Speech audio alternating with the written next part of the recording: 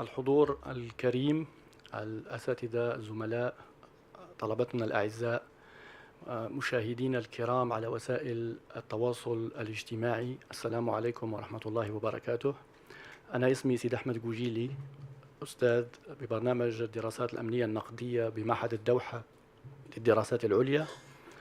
يشرفني ويسعدني أن أرحب بكم برفقة ثلة من الأساتذة المميزين ضمن محاضرة جديدة من محاضرات وحدة الدراسات الاستراتيجية بالمركز العربي للأبحاث ودراسة السياسات. موضوعنا اليوم هو موضوع الساعة، هو الحرب الروسية الأوكرانية أو حرب روسيا على أوكرانيا بمعنى أدق، والتي دخلت شهرها السادس، ولا يبدو مع الأسف لا يبدو هناك أي مؤشرات عسكرية أو دبلوماسية على قرب نهايتها. ندوة اليوم ستتناول مجموعة منوعة من القضايا، بداية بسير العمليات العسكرية في الأشهر القليلة الماضية بشكل عام، مع تركيز خاص على التطورات العسكرية الأخيرة، سواء على الصعيد أساليب الحرب التقليدية وغير التقليدية. ستتناول الندوة أيضا قضية غاية في الأهمية، وهي المقاتلون الأجانب. هذه الظاهرة العسكرية القديمة التي ارتبطت بالعديد من الحروب الدولية وأيضا الحروب الأهلية، والتي ارتبطت منذ أحداث 11 من سبتمبر بما أصبح يعرف الجهاد العالمي، وبلغت ذروتها بصعود تنظيم الدولة الإسلامية. طبعا سياق وجود المقاتلون الأجانب في أوكرانيا وأيضا في روسيا مختلف عن الشرق الأوسط، ولكن بالرغم من ذلك هناك العديد من التشابهات، خاصة فيما يتعلق بالأسئلة من قبيل من أين أتى هؤلاء المقاتلون، ما هي أيديولوجياتهم وخلفياتهم الاجتماعية، كيف تم تجنيدهم، وما هي منزلتهم القانونية، بالإضافة أيضا ربما الأهم بالنسبة إلينا ما مدى فاعليتهم القتالية في ساحة المعركة، إضافة إلى ما هو مصيرهم بعد نهاية الحرب وعودتهم على الأرجح إلى بلدانهم. هذه الأسئلة وأخرى غيرها سيناقشها ثلاثة من الباحثين المتميزين المختصين في الشؤون العسكرية والاستراتيجية. تصادف أن كانوا في عين المكان في الميدان، إما في أوكرانيا أو على حدودها، وسينقلون لنا بعض التفاصيل حول ما حدث هناك وما يحدث حاليا. قبل أن أنتقل إلى المتحدث الأول في هذه الندوة، لا بأس أن أذكر بأن الترجمة الفورية متوفرة، وأذكر أيضا السادة المشاهدين الكرام عبر وسائل التواصل الاجتماعي أنه باستطاعتهم طرح الأسئلة على الأساتذة المتحدثين من خلال خصية Q&A. المتحدث الأول في هذه الندوة هو الصديق العزيز الدكتور عاشور، واسمحوا لي أن أقدمه في بضعة أسطر.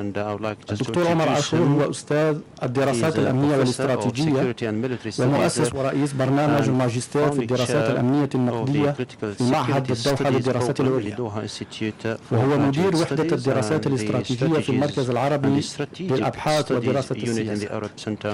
عمل الدكتور عمر أستاذا في جامعة إكزيتر لمدة 10 أعوام، وفي جامعة ماجيل لمدة عامين. خدم مستشارا أول في الأمم المتحدة لشؤون إصلاح القطاع الأمني ومكافحة الإرهاب والتطرف العنيف، وهو أحد المؤلفين الثلاثة لأول وثيقة حول إصلاح القطاع الأمني العربي تصدر من لجنة الأمم المتحدة الاقتصادية والاجتماعية لغربي آسيا.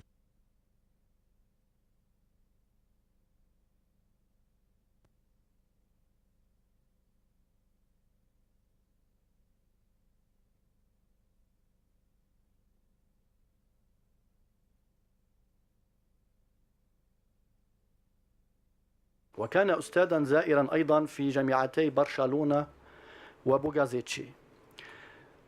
صدر للدكتور عمر العديد من الكتب والدراسات، منها The Radicalization of Jihadists Transforming Armed Islamic Movement، وأيضا كتاب كيف يقاتل الدولة داعش التكتيكات العسكرية في العراق وسوريا وليبيا ومصر، والصادر عن المركز العربي للأبحاث. وهو محرر كتاب Bullet to Ballot Collective Radicalization of Armed Movement. الدكتور عمر سيقدم محاضرة بعنوان الحرب الروسية على أوكرانيا، التكيفات العسكرية التقليدية والهجينة. دكتور عمر تفضل مشكورا، ولديكم ما بين 20 دقيقة إلى 25. شكرا. شكرا جزيلا صديقي العزيز دكتور سيد. الشكر موصول للمركز العربي والوحدة على الترتيب، وأرحب بالزملاء أولا بحضورنا الكرام، وكذلك بمتابعينا على وسائل التواصل، وبالزملاء الأعزاء هامش وكاسبر. يعني منذ فترة طويلة لم نلتقي. أنا حقيقة الأسئلة التي طرحها الدكتور سيد يعني تصلح لمؤتمر أو عدة مؤتمرات، يعني فأنا لن أجيب عليها كاملة، ولكن سأقوم بشرح سريع للخلفية ولعلاقة هذا المشروع البحثي بمشروع سابق، وكذلك ببعض تفاصيل التطورات العسكرية التقليدية والهجينة الحالية.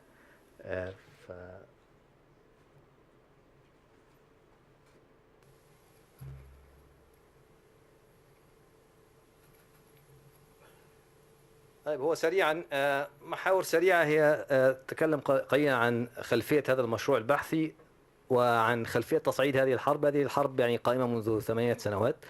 الذي شهدناه حاليا هو تصعيد مكثف وغير متوقع لها. وبخصوص ال6 أشهر الأخيرة يمكن أن نقسمها ل3 مراحل تطور. سأقوم بعرض الخرائط لتبين هذه المراحل، وفي هذا الإطار أحلل الموقف العسكري التقليدي والهجين. فيما يخص الخلفية، هو ما أحاول أن أفعله هنا هو بحث عن كيف يقاتل الطرف الأصغر أو الأضعف. الأصغر ليس بالضرورة الأضعف، ولكن الطرفان كيف يدافع عن أنفسهما أو كيف يقاتلا بشكل عام. وبداية البحث كان حوالي 5 حالات لدول أصغر أو أضعف، و5 تنظيمات مسلحة أصغر أو أضعف. ولكن وكانت البداية من أوكرانيا في 2016. وبسبب يعني الوضع في أوكرانيا كان البحث فيه كان عمليا سهل. يعني الطائرة من لندن لكييف كانت مستمرة، لا تحتاج لتنزل في وارسو وتقود 4 ساعات الحدود بشيميشيل وتعبر من هناك، فكانت الأمور أسهل بكثير. فبدأت بالبحث الأصعب الذي كان تنظيم الدولة، وهي حالة أيضا فريدة. وصدر نتيجة هذا البحث كانت مفروض أنها تكون فصل، ولكن صدرت ككتاب بعد أن وجدت ما يكفي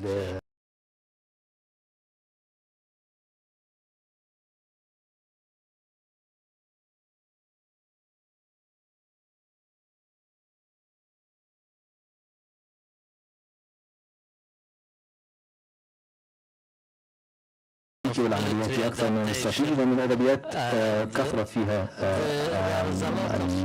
أو يوجد الكثير من الأدبيات الجيدة والمتميزة فيما يخص التكيف الرجال العسكري على المستوى الاستراتيجي. الخلفية أيضا هو ما سأقدمه الآن هو work in progress، يعني عمل جاري من حوالي 19 مقابلة و3 رحلات ميدانية وبعض المصادر الأولية والرسمية وبعض أدبيات الحق التي سأعرض بعضها سريعا بشكل سريع، وكذلك بعض المصادر المفتوحة وبعض الاعتماد على الأذن open source intelligence. يعني والمخرجات ستروها إن شاء الله في المركز العربي، بعض كورقة استراتيجية وأيضا كمقالة بالإنجليزية ولاحقا ككتاب. طيب، بخصوص الخلفية تصعيد الحرب، لو نظرنا للقدرات العسكرية الأوكرانية ما بين 91 و 2014 تجدون فارق هائل من 800,000 جندي على الورق على الأقل في 91 و 2500 رأس نووي في 91 كذلك تم تسليمهم في إطار اتفاقية في 93 ووقعت كمذكرة بودابست في 94 في مقابل ضمانات أمنية من روسيا والولايات المتحدة والمملكة المتحدة باحترام سيادة أوكرانيا. لاحقا بعد ذلك في 2014 كان القوات على الورق القوات المسلحة الأوكرانية في حوالي 2014 كانت حوالي 130,000 ولكن فيما يخص الجهوزية لعمليات قتالية كنا نتحدث عن 3 آليات تقريبا لواء محمول جوا الخامس والعشرين لواء هجوم جوي الخامس والتسعين وسيتصدر المشهد كما سيبين ولواء مشروع ميكانيكي في 93 هؤلاء كانوا مجهزين للقتال والباقي كان نتكلم عن جهوزية على مستوى سرايا وكتائب فلم يكن الحال يعني يبدو جيدا. سريعا القرن في فبراير 14 كانت مفاجأة للأوكران الزميل كانت ديفندكتس كان له كتاب رائع في أوائل هذا العام وكان يرصد فيه بعض التفاصيل التي حدثت قبل الغزو في أوكرانيا وكان يتحدث عن مشاكل الصوت حين تم طرح فصول أوكرانيا في القرن حين تم طرح احتمالية غزو من روسيا يعني صار هناك استهزاء بمن طرح هذا السيناريو قبل الغزو فكانت مفاجأة ممكن يسميها عملية هجينة معقدة كانت كافة العناصر ما يسمى بالحرب الهجومية موجودة فيها بروباغندا دعاية الاختراقات العمل الاستخباري تنسيق مع أحزاب واجهة وحركات واجهة مجوفة أيضا البعد الميليشياوي كان ربما الصورة توضح على يمين يكون الجند النظامي من القوات الخاصة السبيشال الروسية وعلى يساركم الجند الميليشياوي اللي هو هذه زموها بعض الناس من الميليشيات القليلة في الشيشان ولكن هي كان من ميليشيات أخرى باتاليون أو كتيبة الغرب تبع السلم المنافس للقدير وتم تصويته في دبي. فكان هناك البعد الميليشياوي موجود والبعد النظامي موجود والبعد النظامي كذلك موجود والبعض سماها تطبيق عمليات ما يسمى بعقيدة غراسيموف وهي ليست بعقيدة وغراسيموف ليس مثل رياحة يعني فحتى من أصدر هذا التوصيف سحبه يعني هو مارك ديوتي قال أنا سميتها عقيدة وليست بعقيدة هو فقط يعني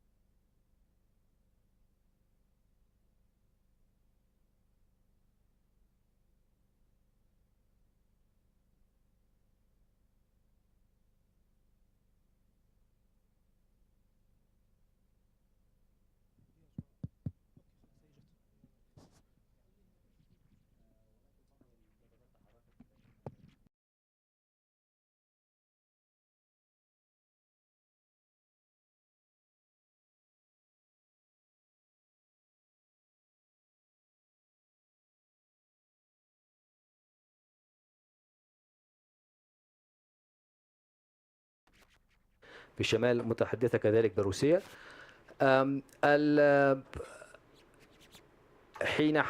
لكن لا يوجد 20 ل 30 ألف جندي روسي في خاركيف. وحين حدثت، يعني لو رأينا ما حدث في القرم، انتصار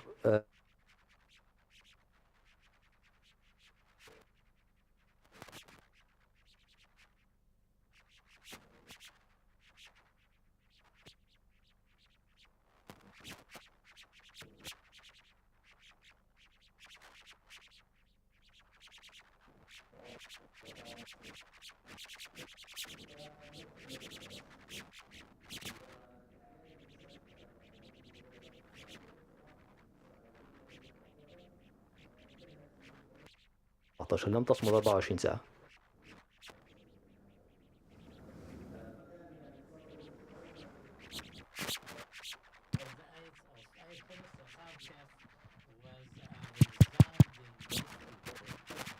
And if you make interviews between those who fought in this 1967 in Sinai, and all the gestures of peace fighting, and when you make interviews with people who fought in the Crimea,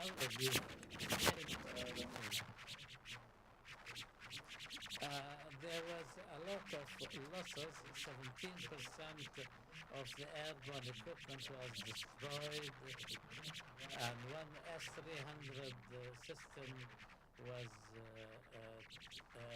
confiscated. Rapidly, the other movement was in the Donbass, and the Donbass did not fall then and has not fallen yet. Unlike what some Arab analysts announced the fall of Donbass before.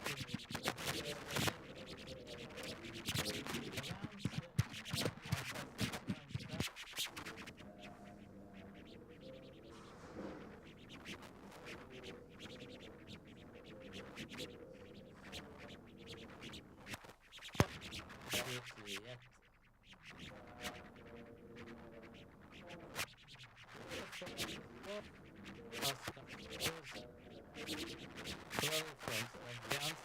It happened in 2014. There was an incursion westward which was stopped about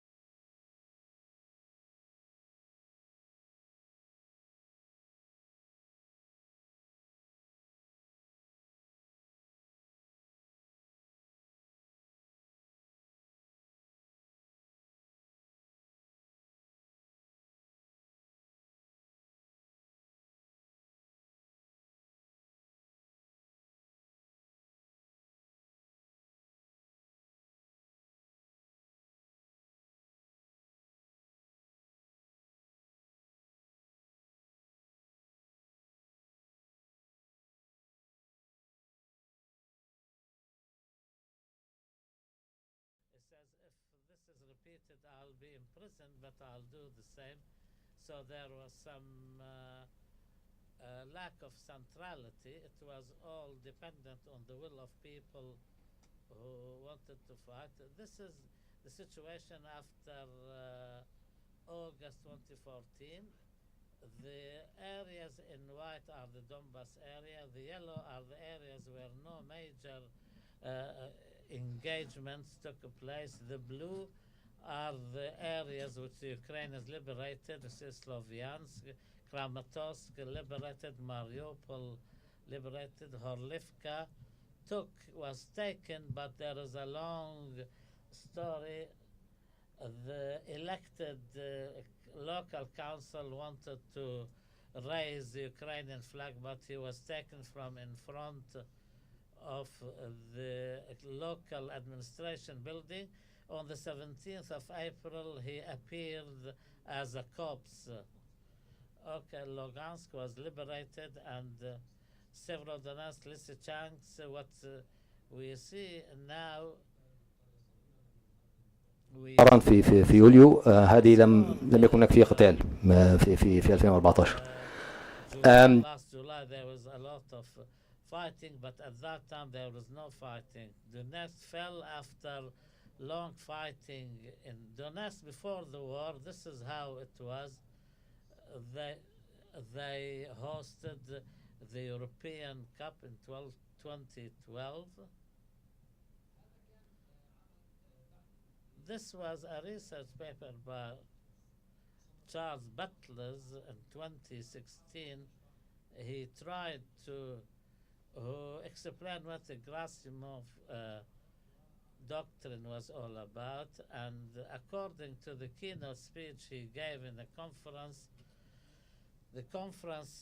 by the Russian Ministry of Defense, he gave a very complicated explanation, but you see there is a curve for escalation which starts with a secret underground covert operations.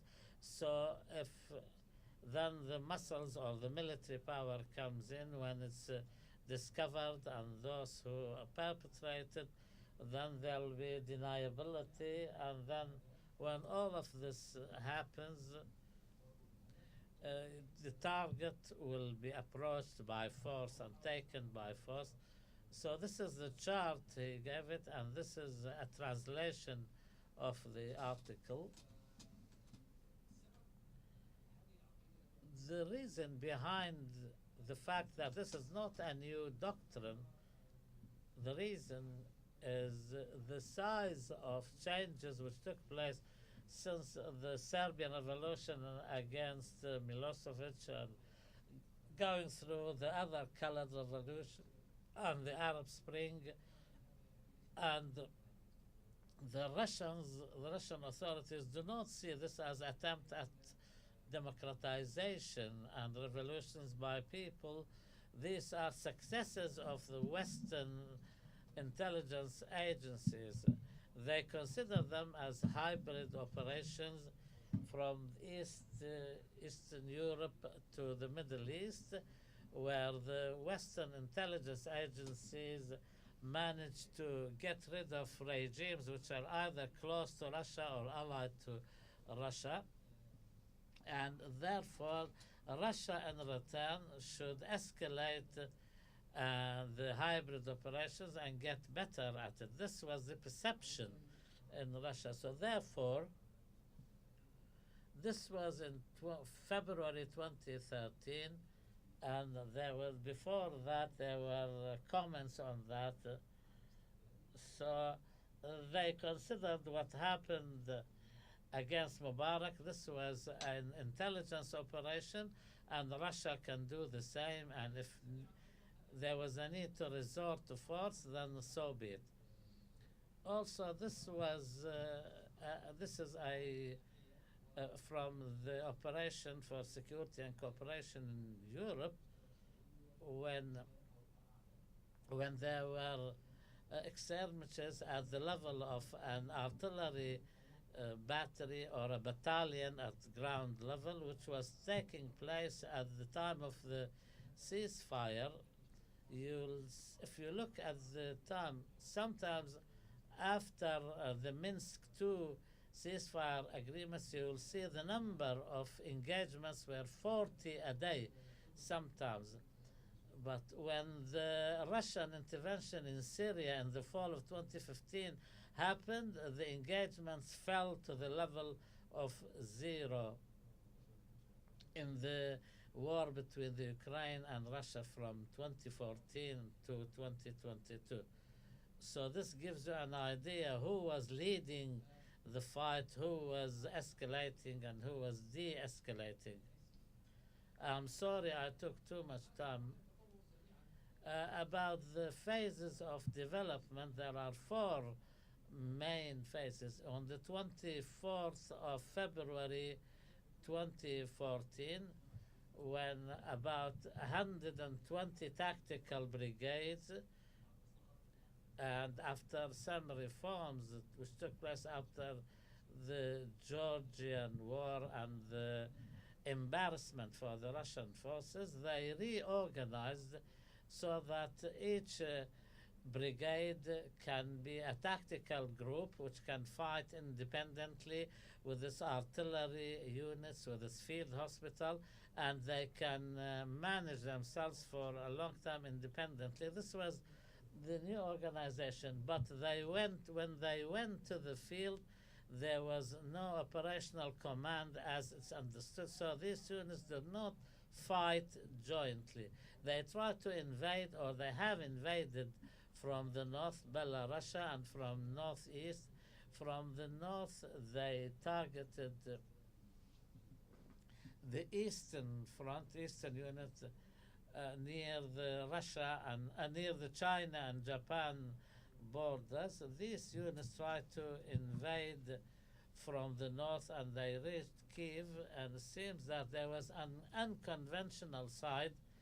There's a big question mark, because the unconventional factor was maybe to assassinate the president. A unit belonging to the Guardian National Guard, which is a Chechen brigade, managed to reach where the president was, but the SBO, the Alpha group from the Ukrainian armed forces, resisted them. So there was, to a large extent, the conventional aspect was not that distinguishable, and it seems that all what they was planned was to repeat what happened in the Crimea by landing security units, police, etc. The victory was to be a conventional one, and then followed by heavier units to secure the outcome. It seems that this did not happen, and in a nutshell, Babushkaf in Gucha and other areas, in the north, they found themselves in a war with the people. It says everybody who had a mobile phone, everybody who was watching what was happening became an element of intelligence. Some reports in Gogverif, a grandmother saw a convoy moving towards Kiev because there is no call center to call. She knew a person in the Ukrainian forces, and she informed him, and she located the place, and the convoy was attacked, and where her house was very close, and her house was very close to the location of the convoy. She prayed to God that she will be safe, because when the convoy was to be attacked, that would endanger her own house.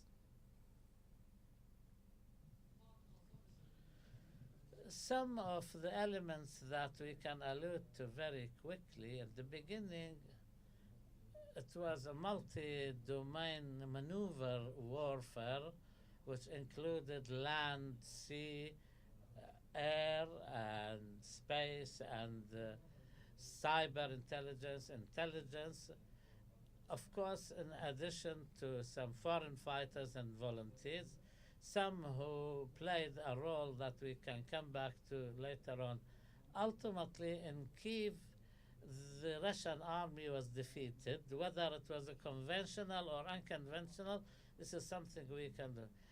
Zhytomyr, Kiev, Chernihiv, and Kharkiv, parts were liberated, parts were not. But by and large, the penetration and advancement in the east was deep. In the south was deeper, but with two spearheads. One towards Mariupol they reached, and one towards Odessa, but Odessa was stopped by Mykolaiv, and the situation is not. And maybe there is an attempt to liberate Kherson too, we'll see. The first final result was a failure in achieving the strategic aim for the Russians. This is the end of the first phase from February to March. In April, we entered the phase of a war, a trench warfare, more than a mobile warfare, and with and the south, and with some focus also on an attempt to start taking small pieces of land piece by piece, rather than just making one whole advance towards Kiev. I know my time is almost over. If we look at the map quickly, the areas in blue were liberated. This is a map until 5th of April. There were areas which were liberated afterwards. This is a comparison between what happened in 2014, Luhansk and Donetsk, and in the Donbass region, which were under the Russian-led separatist forces, and other provinces. This is the current situation. There is an advance. Lugansk has fallen completely. Donetsk, maybe half or less than half, still under Ukrainian control. Now we enter the third phase, the phase which it seems to me that the Donbass region is constant with slight changes, like an advance of 5 kilometers here, 10 kilometers there, then a resistance here, and the southern front is changing, and it seems that the Ukrainians are preparing for a counter-attack in the Kherson region, and also operations within the occupied areas are now seeing an increase. Zaporozhye and other areas, until they reach the Crimea region itself. So far as we can, maybe we can talk about the Western support in the Q&A section, and we can give some facts and figures, but I'll stop here because I know I took at least 8 minutes more than the time allocated to me, and I wanted to say something about it. But I'll leave the floor now to Kacper, who will talk about the foreign fighters. Thank you very much, and sorry if I've taken too much of your time.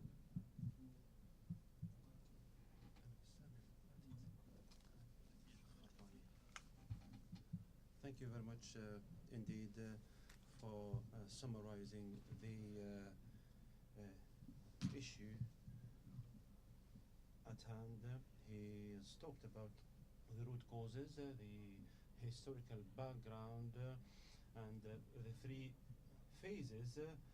Indeed, I have sympathy with you because the time was not enough, and you have condensed what you wanted to say, and I think you do have more to say. Perhaps we will do that during the Q&A session. Now we'll move to our guest, the second panelist. He's Dr. Kacper Edward Rekawe. And allow me to introduce the gentleman. He is a postdoctoral fellow at the Center for Research on Extremism at the University of Oslo, Norway. He worked as a researcher at the Polish Institute of International Affairs and Globsich, Slovakia, as well as the Counter-Extremism Project in the USA. And he holds a fellowship at the Handel Center for the Study of Terrorism and Political Violence in the University of St. Andrews from the UK since 2014.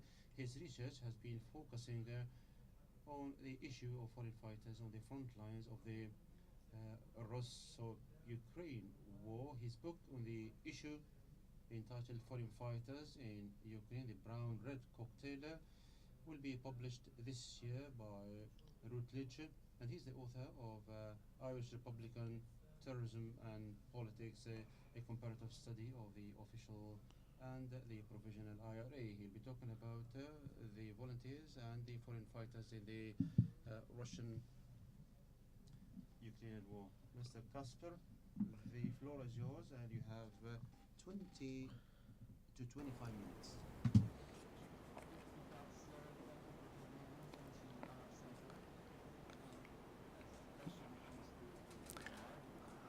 Hi, Dr. Hamish. And it's an honor. I'll try and talk you through an aspect of this war, which is, and I'll try to demonstrate it, both conventional and unconventional. And I'll tell you why I claim that, because we're in a very specific territory, and this is a very specific conflict. And I think you might recognize some of its elements as familiar to the situation in the Middle East. But let me talk you through it. I have a short presentation. I'll be showing some slides, and I hope all will become clear in a few minutes. So here goes. Can you see my slides? If I can just, if someone can indicate it, all is okay. Yes, sure, super. So essentially, I'll focus on the foreign fighters. I've been looking at this subject since 2014. So, and not only the fighters who came in 2022, but also the fighters who have been coming into Ukraine and to Russia to fight in this war in 2014. Because as Omar was demonstrating, please remember, this isn't something that has been with us for 6 months. It's been more intensive in the last 6 months, but it has been with us for 8 years now, or 8.5 years really. And you have to remember that the fighters, the foreign fighters, the foreign volunteers, and I'll explain the difference in a minute, they were coming there since February 2014. So actually, some of them even came in January 2014, before turning into fighters. They came in as other people. They didn't know at the time they would turn into foreign fighters, but they eventually did. So we have an 8-year legacy of this, and I'll try to talk you through it and try to depict it all as concisely as I can. So essentially what you're looking at in this Russo-Ukrainian war, please don't call it war in Ukraine. It happens on the territory of Ukraine, but when you say war in Ukraine, and it indicates as if it was some kind of a civil war, it's not. It's a state on state. It's an aggression by one state against the other. And if this wasn't clear to you in 2014, to many people it wasn't clear, since February 24th, 2022, it should be clear enough. So essentially, you are looking at a conflict waged by two sides, which have a very long track record of using unconventional means, irregular means in their warfare. So if you look at history both of Russia and Ukraine, because of the logistics of warfare in this part of Europe, Central Eastern Europe, huge distances, flat land, not very much populated, not too many towns, really bad roads, atrocious weather at times, you really have to make sure that when you fight the war, you have everything right, and at the same time, you're trying your best to get around those logistical obstacles that I've just outlined to you. There's a lot going on, and you cannot control all the factors in this war. Therefore, what you're trying to do is to essentially outsource it. You try to outsource it to some sort of irregular, unconventional forces that will do the fighting for you. You could almost say that to some extent,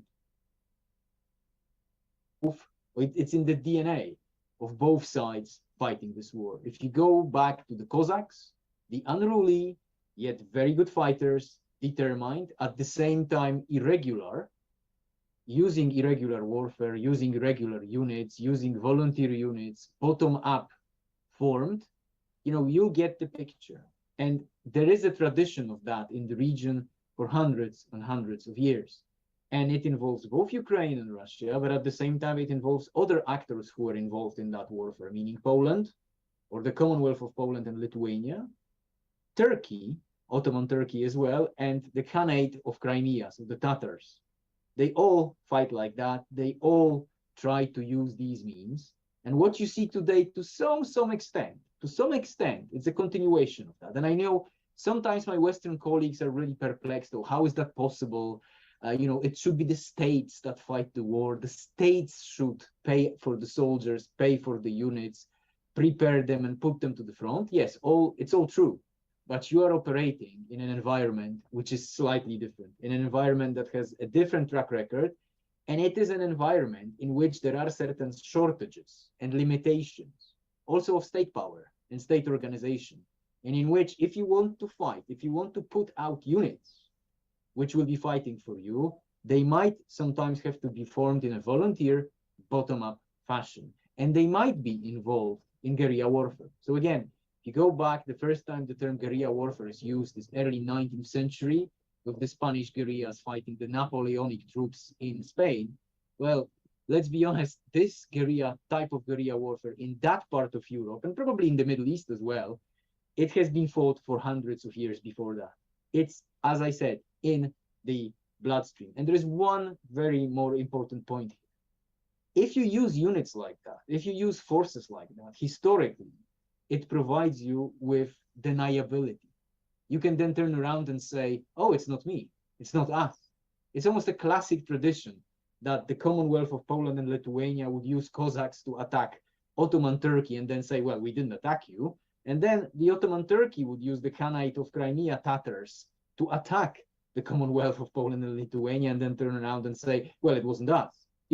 You have kind of pre-hybrid elements there. We will use the term hybrid war throughout this presentation. You might have heard it in relation to 2014 when Russia allegedly has not invaded Ukraine or made it look so, and a few people actually believe this. But essentially, 2014, you have Russia launching hybrid war, where it mixes conventional with the unconventional, with information operations, floods people with fake news, etc., etc., etc., to stay short of warfare. But if you go of kind of like, outright warfare. But if you ask Ukrainians on the ground, how hybrid was that? They wouldn't tell you. They would say, well, it was an outright Russian aggression, simply limited in geographical means, limited to parts of Luhansk and Donetsk provinces of Oblast. And that's what many people actually bought, that this is some kind of a civil war, some kind of separatism, some kind of like, a bottom-up process. Then Ukraine, being in 2014 pretty, in bad state, its army is in a very bad state, it needs to crowdsource its war. So not, outsource, but actually to crowdsource the war, meaning you build up units with volunteers, with locals, basically fundraising for these units and putting them in the field. And only later does the state takes control of that very, very, very, very field. It's the famous volunteer battalions that I'll be talking about later. These two wars, the hybrid waged by Russia, where it pretends it has nothing to do with the so-called separatists in eastern Ukraine, who are all Russian, or mostly Russian, by the way. They even come from Russia initially. Only later does Russia recognize the fact that, oops, they are our guys, and they're supposed to be local. So there's a change of leadership. You remove the Russian ones and you bring in the locals, but only later. And then you have the Ukrainian war, the crowdsourced war, the volunteers war. Both of these wars allow for the arrival and for the appearance of foreign fighters on both sides of this conflict. This is what opens the door to the arrival of that very type of fighters, the kind of war. It makes it, the conventional war being just a bit unconventional, just a bit volunteer bottom-up in this sense. And now let me talk you through both sides, both in 2014 and in 2022, to kind of show you the difference, how they utilize these very fighters. So Ukraine 2014, well, it establishes volunteer battalions. There is a bottom-up groundswell of movement of people, and Omar talked about that a bit, so I won't go into detail. There is a groundswell of movement of people who want to fight, who feel they have something to contribute, and the state is unable to accommodate them initially, so they put together volunteer battalions. These are, well, at least partly unruly formations. These are, bottom-up built. So in these formations, technically, it's not a problem for a foreigner to come in and say, hey, can I join you? Especially for foreigners who are actually willing to offer something, who are willing to offer some skills. For example, hey, I'm coming in, I have experience from that and that military, I can teach you infantry tactics. Would you like that? And of course, these volunteer battalions usually would say yes to this, but we are in Central Eastern Europe. There is a bit of uneasiness as to, can we take those foreigners? Do we want them? Can we trust them? And not all of these battalions actually take such volunteers. Some do. And with some of them, they still serve. This is the kind of, original route recruitment for foreign fighters in Ukraine, in Ukrainian ranks, in the Russo-Ukrainian war. This is how it started. This is how it was done. There weren't that many coming in for a very simple reason, ladies and gentlemen. This was a war that was hybrid. Russia successfully pretended to many of us that it had nothing to do with it. And quite a few people, especially in the West, were convinced that this is some kind of a civil war. Now, would you like to be a volunteer in a civil war, which is basically messy? It's in a place which is cold. It is in a place in which you do not know the language, and you simply don't know what to make out of it. That's why there is a small recruitment of such fighters coming in. But because it is a small group, there is a distinct group of radicals who are coming in 2014. They are coming in, they're visible, they want to be visible. For them, this is the great opportunity to actually say, hey, I'm here, I'm fighting a war against barbaric Russia, etc., etc., etc.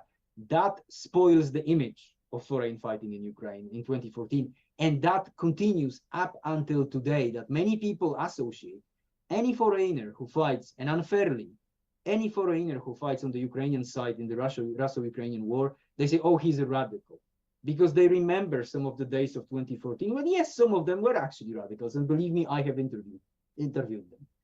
Now, it's going to get more messy and funny in relation to this when I show you the next slide, but bear with me. So essentially, you have a small group, radicals stand out. And mostly, because of their skill and their enthusiasm on the Ukrainian side, they are put to work. They fight. They actually do fight. You might be thinking, oh, what's the great news here? But let me show you what happens with the next slide. Now, the Russians, again, hybridity allows for the deployment of foreign fighters. Now, Russia, essentially, pretending it has nothing to do with the conflict, it basically mobilizes what it calls foreign volunteers or foreign fighters in Russia proper through the draft commissions of the Russian army. Remember, draft still exists in Russia up until this day, and every male citizen over the age of 18, 19 is in the files of the military committees all around the country. You have files on everybody. These guys who have recently gone through military training or have been in the army or have deployed to different wars, they get phone calls. Would you like to volunteer for the war with Ukraine? Not in Ukraine, really. But you will go there and you'll pretend you're just basically bottom-up Russian volunteers, but we'll give you the kit, we'll even pay you some money, and off you go. Russia mobilizes tens of thousands of people along this line. So this is the Russian first move. And they mobilize them into popular militias by those separatist republics of Donetsk and Luhansk, which say, okay, well, we have friends from Russia coming in, so effectively they are foreign fighters. They're from outside. They're not from Donetsk or from Luhansk. They are a special help which is coming to us from Russia. Now, this is the tricky one here, because quite a lot of these guys who come in from Russia, they are pretty radical. It's the Russian neo-Nazi far-right milieu. which mobilizes for this war in defense, as they say, of the Russian war against Ukraine, against NATO, against Western imperialism, etc., etc., etc. That's how they call it. They do come in. At the same time, there is an offer beaming from Russia towards Western radical circles. And it's funny because if it is both far left and far right that they try to attract, saying, hey, you can come here and you're not going to fight Ukraine. We don't care about Ukraine. You will fight America. You will fight US. You will fight NATO, because this in reality is a war against that. And funnily enough, ladies and gentlemen, both far left and far right of Europe, they think, well, this is great. You know, it's now we can have a chance to strike at them. And there are groups of radicals coming in, and especially from places like France, Spain, Italy, you know, so the Southern European dimension is very much covered, but also from Germany and other countries as well. But there's a problem. The popular militias of those separatists, they don't know how to use them really. They really don't trust them. Russians don't trust them. As they come into the country, quite often they are arrested on the way. Imagine, you are basically invited to come and fight against Ukraine, and then on the way, the Russian security services arrest you. When you say, oh, I'm going to Donetsk to fight for you, then they get arrested. There is a bit of like, you know, someone didn't get the memo from, you know, up high, what we should be doing with these guys. And there's a lot of farce. There's a lot of frustration. Most of these guys, and quite often they are used for photo opportunities and for fundraising. You know, that's how I got into this business. I saw on Russia Today, I saw a report about French men being in Donetsk wanting to fight for Russia. I fell off my chair. I literally fell off my chair. And that was 8 years ago, and I stayed on the topic ever since. So imagine these guys are coming in and they're media stars. They are turned into puppets, and they are thrown in front of cameras to actually fundraise, to make sure more people come in, but not that many come in for the same reasons you've heard before. It's far, it's hard to get there, it's cold, we don't know what this is about, we don't know what it is, etc., etc., etc. So these are the differences between the sets of fighters back in 2014. Let's fast forward to 2022. Now, situation is completely different. Russia takes its gloves off, like in the most boisterous way. It's a conventional war. Yes, Omar talked you through the unconventional aspects as well, but you know, if you launch missiles, paratroops, and roll, you know, tank columns into another country, that's pretty conventional to me. And it's done in front of the cameras of the whole, you know, TV stations of the whole world. So they're not hiding anything. Now, Ukraine, of course, responds also with a conventional war, but being a weaker side, it will be looking for other elements of irregularity. And again, it goes back to the crowdsourced war. It stands up the territorial defense units, and all of them, if you guys go onto their social media platforms, they immediately, just like that, start fundraising for themselves, for boots, helmets, protective gear, medical gear, etc., etc., etc. This is a crowdsourced war again. So the big question is, how do the foreign fighters or foreign volunteers, meaning people fighting for a country, not for an insurgency or for an irregular formation, how do they fare in these wars of 2022? For Russia, the conventional, and for Ukraine, conventional as well, but with a bit of an asterisk, you know, with an appendix, that there are elements which are slightly different. Let's have a look. Ukraine 2022. So 27th of February, President Zelensky comes out and says, any foreigner who wants to come and fight, you're welcome. You can fight first. Many people say that this was a public relations move, that this was ill thought, that this was ill prepared. But please do remember one thing. This is late February. People are actually having discussions how soon Kiev will fall. This is the desperation in which Ukraine was at the moment. So I cannot blame President Zelensky for actually making that statement, as he's counting on able-bodied people to come in and help him and others defend Ukraine. It's a simple move. What you get, and that's a comment from one of the recruiters that I interviewed, what you get eventually is basically concerned citizens of the world. So you have people from all walks of life, from any country, be it Latin America, be it, well, even Middle East, be it Europe, North America, they all come in, and then you talk to them, they mostly tell you, I'm here to basically do a good thing for humanity. Of course, there are other justifications, and there are other elements why they are there, and that's behind, so to speak, the main one. But initially, they are the concerned citizens of the world. And it is a crowdsourced element. You know, it's not only President Zelensky who calls on these volunteers to come, but there are others. There are units, you know, individual territorial defense units are saying, hey, you can come in and join us. Individual military units of the Ukrainian army can sign up volunteers from abroad. They are also saying, well, if you want to join us, fair enough.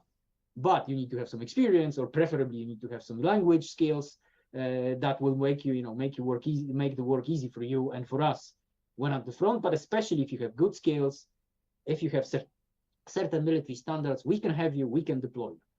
And obviously that creates a situation in which there is a mass of volunteers coming in. Many of them have no military experience, but they are do-gooders. They really want to help. They shop around for units shop around for them, and you have a very loose organization. And, you know, I've spoken to quite a few, and they told me things like, I've fought with 5 units already. I've signed 3 or 4 contracts with the Ukrainian military already. I've been, you know, jumping here and there. It's not that I fight on just one side of, you know, one part of the front. I've been here and there. I've been to the south. I've been to the east. I fought in Kiev, etc., etc. It's very loose. It's very flexible. It's extremely amorphous. It's hard to pin down. This is the kind of, you know, irregular, unconventional element there. And it is an ongoing story. You know, we're 6 months into the conflict, and I think as we learn more about these volunteers, fighters, there will be more and more stories. There will be more and more to unmask in terms of the reality. But last but not least, let's look at the Russians. This is the conventional war. They roll in. Technically, there should be no space for individuals like that. But, you know, there's a bit of rivalry, I feel. You know, Russia sees that Ukraine is actually having foreign fighters. It's inviting them, foreign volunteers. And Russia probably goes like, right, okay, they have them, so we will also have them. We cannot be any worse.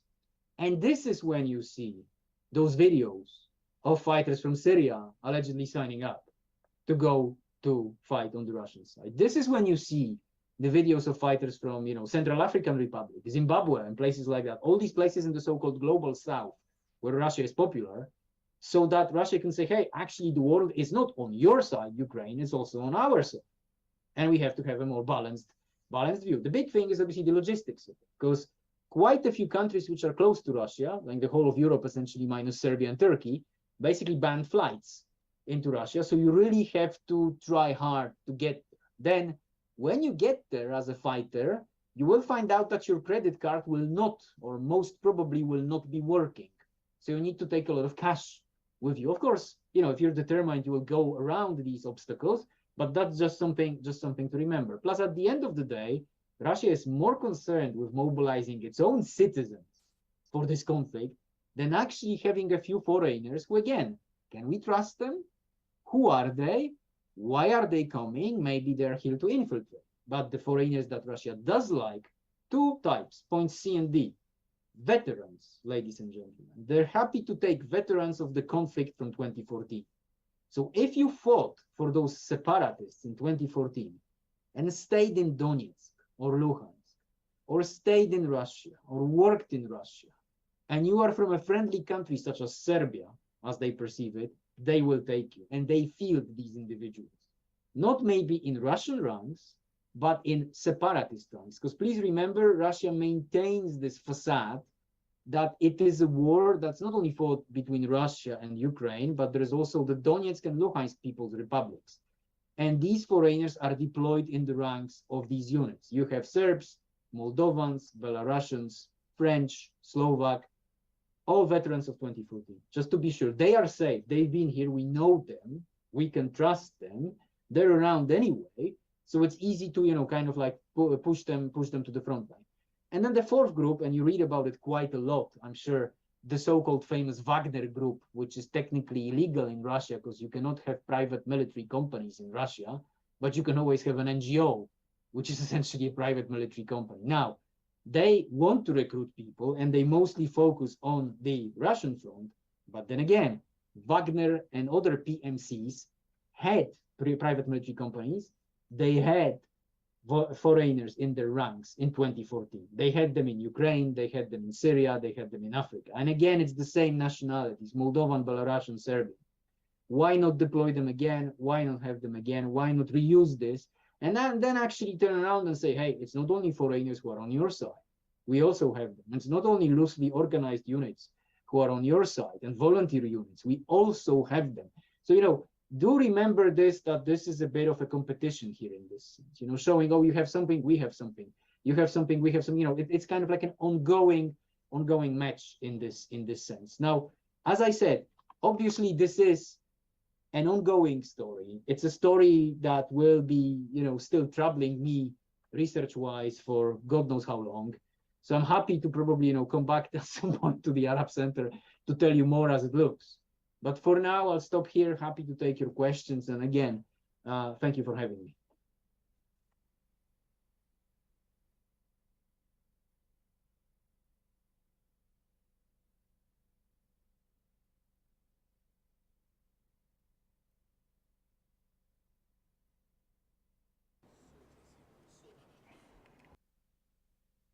صوت لا نعم. شكرا جزيلا دكتور كاسبر على محاضرتك القيمة تطرق فيها إلى طبيعة. In it, you alluded to the nature of the war currently in Ukraine, whether it is conventional or unconventional. You talked about the volunteers and foreign fighters and all the questions which I raised at the beginning of this symposium, and he will be giving more responses and replies in his forthcoming book. Kacper alluded to many points. We may come back to them in the Q&A section, but before that, we still have our third panelist, and that is Dr. Hamish de Bretton-Gordon. And Dr. de Bretton-Gordon is a visiting fellow at the Magdalene College, University of Cambridge, and he is a world-leading expert in chemical, biological, radiological, and nuclear weapons, and a commissioned reserve officer in the Army Staff Corps as a senior advisor and a member of the UK Ministry of Defence. He is also currently advising the Ukraine government on CBRN defense.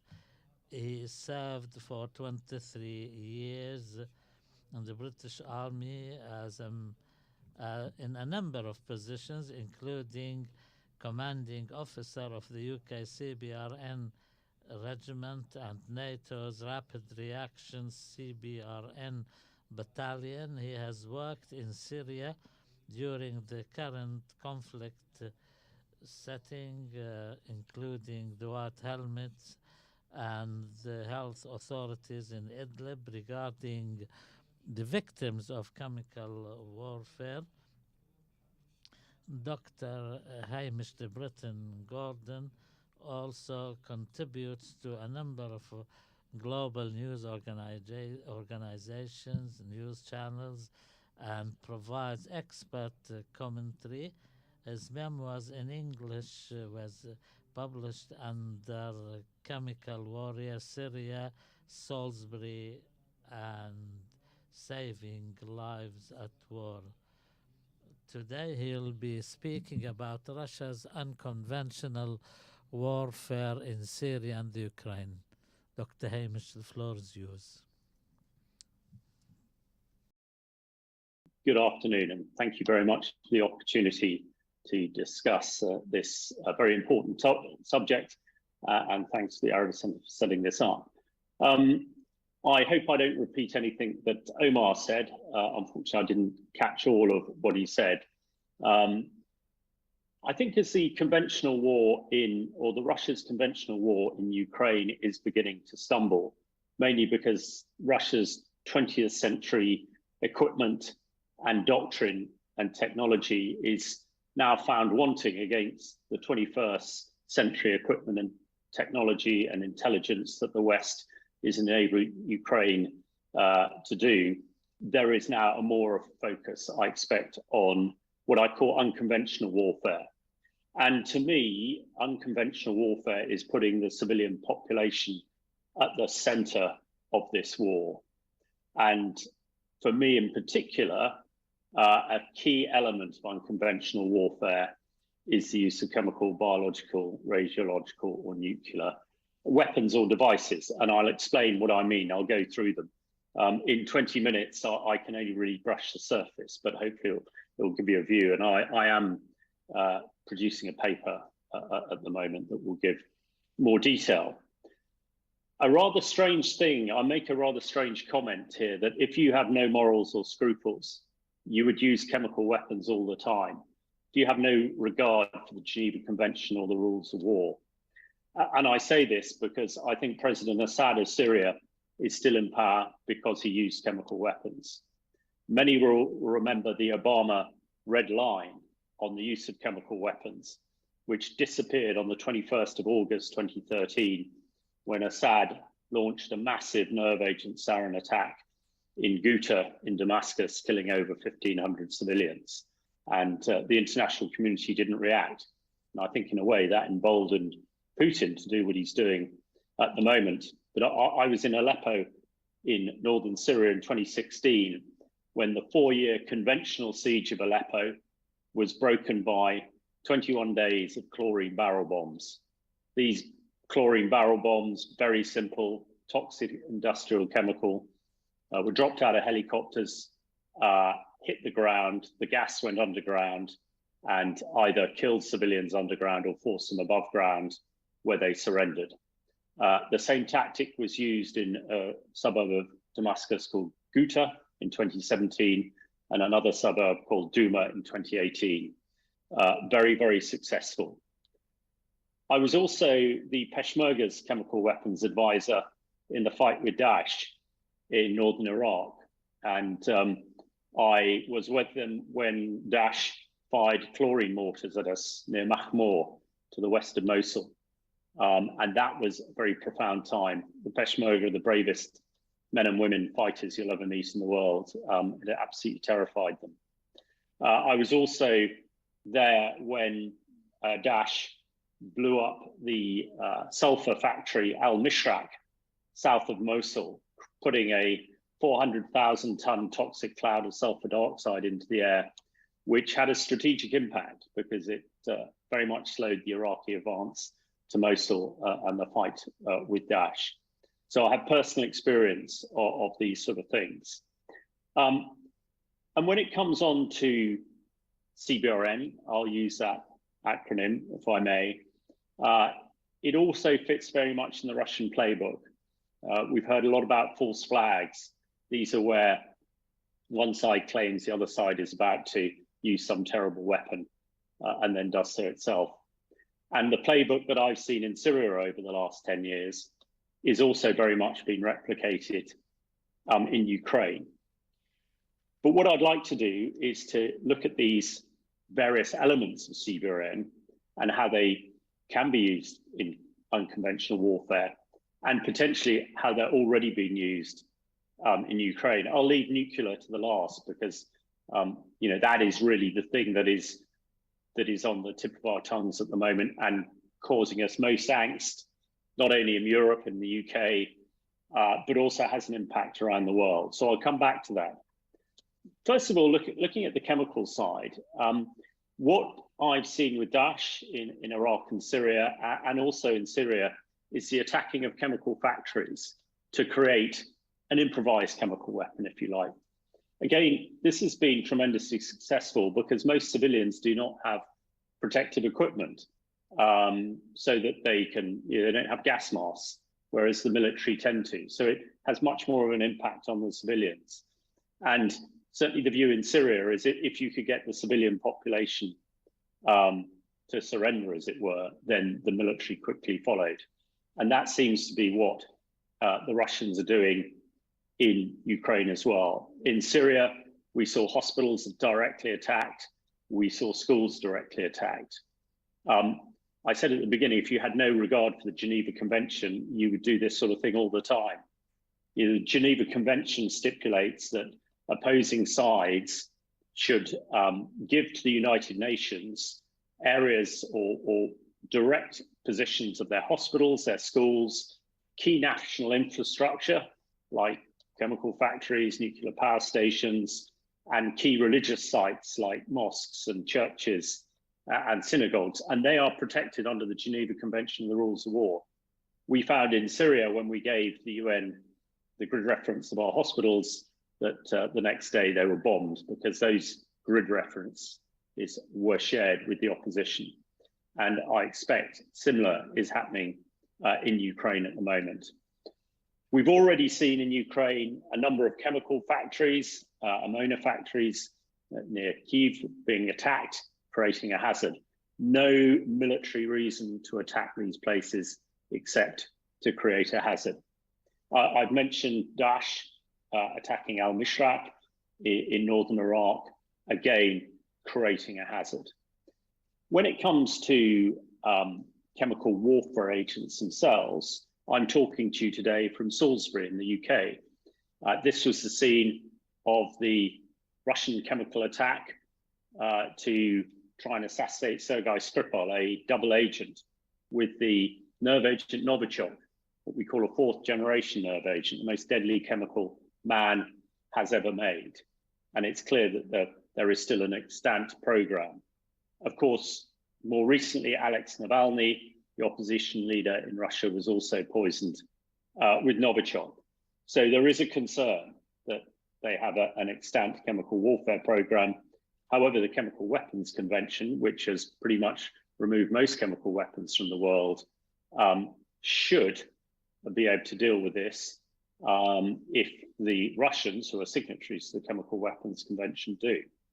Moving on to the biological side, I expect, like some other biological weapons experts, I'd rather dismiss the biological threat, mainly because it's very difficult, although COVID has sort of changed all that. You know, COVID, which I'm no way at all suggesting is anything except a dreadful human disaster. Certainly no suggestion at all that it was deliberate, but a not very deadly pathogen has brought the world to its knees for the last 3 years, killed over 5 million people, and cost trillions and trillions of dollars. Unfortunately, I think that has woken bad actors up to the potential for biological weapons, because hitherto, good medical countermeasures were very good at dealing with most known biological pathogens, and most pathogens, the transmissibility is not great. However, we all know that COVID is very, very transmissible. There have been claims by the Russians that Ukraine forces have been poisoning Russian soldiers with botulinum, which was a biological warfare agent many, many years ago. I think it is highly unlikely. The most realistic explanation is that actually the botulinum has come from Russian rations stored in tins that are probably way, way out of date. And that's where the botulinum has grown. And if soldiers have contacted botulinum, it would have probably been through that.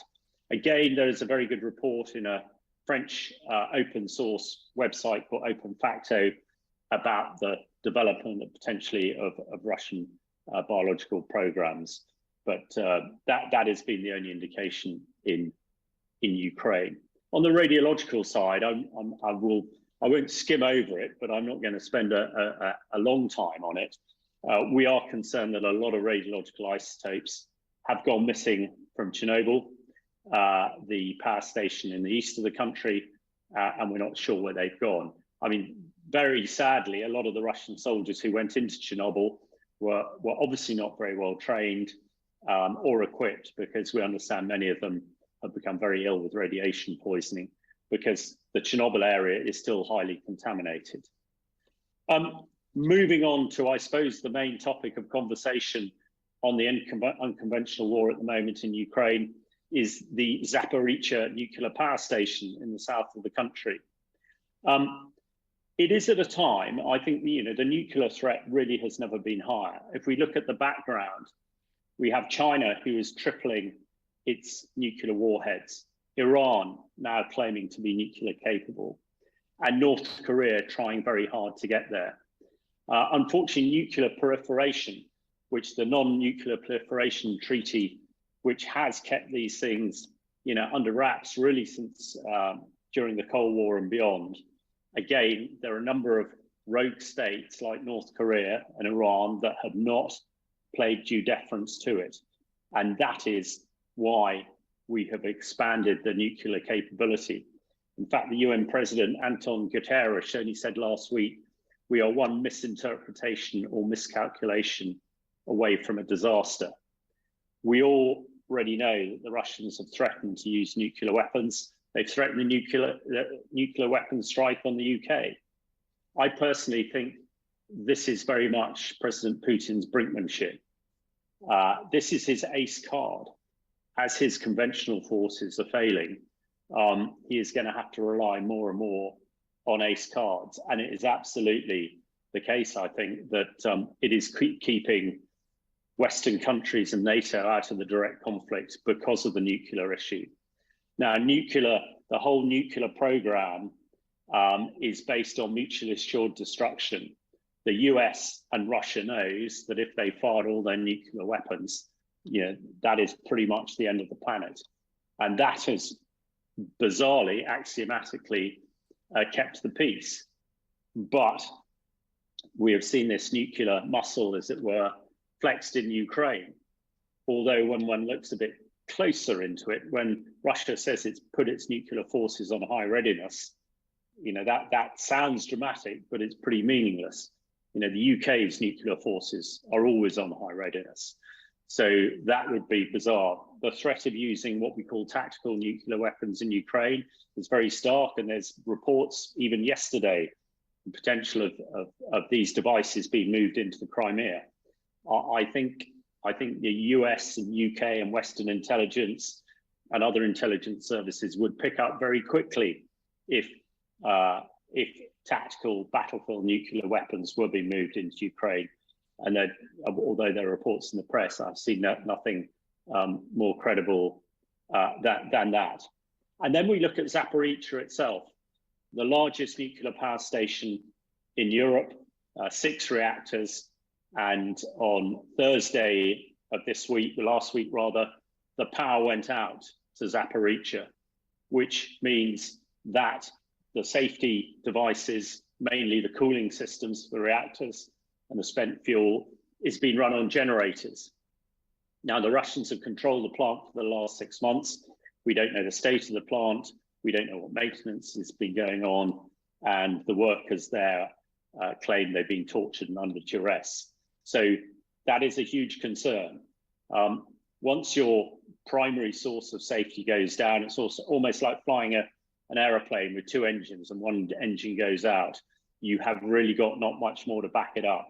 And both President Zelensky and, I said, President Anton Guterres of the UN have claimed we were very close to disaster.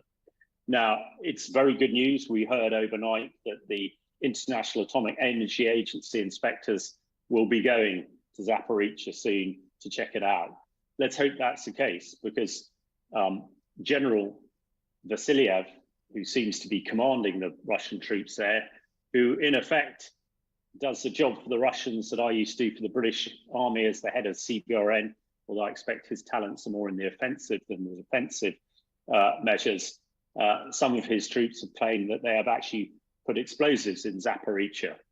Whether that's the case or not, I don't know, and I think it's probably unlikely. Again, I think it's brinkmanship. But the last thing that the West or anybody needs is for this power station to go up. And of course, in Doha, you will be very familiar with Bashir power station just across the Gulf from you. And one can imagine what would happen if there was an accident there.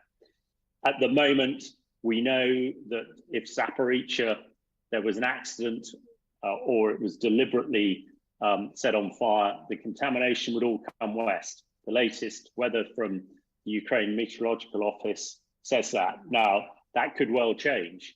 And I expect if it changed to go east, then things would calm down a little bit more.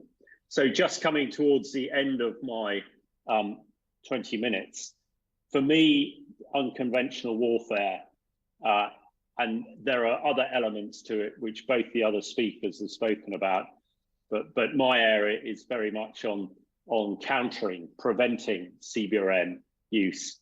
And I think when people get desperate, that is when they turn to these sort of methods, and you can see how effective they can be. I think there is a balance between giving people reassurance and scaremongering, because as you'll all know, the threat that really undoes you is the threat you're not expecting or haven't been prepared for. So certainly in Syria and certainly in Ukraine, we've done an awful lot of work to prepare the population so that they will not become casualties. And I think by being very strong in our counter CBRN defense, it very much makes it less likely that these things will be used. But we do pay, I think, for the fact that the Obama red line in the use of chemical weapons in Syria dissipated. And we must make absolutely sure that around the world, bad actors and rogue states know that the international community will react if these weapons are used. And it's absolutely crucial that Putin understands that, because the last thing the world needs now is a nuclear confrontation. And of course, what we must do is to try and win the peace in Ukraine as quickly as possible so that we can get that place back on track. It's a very quick run through of the sort of unconventional warfare from my lens, as it were.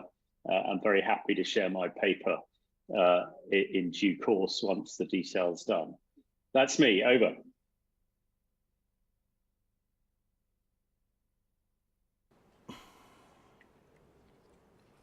شكرا جزيلا دكتور هامش.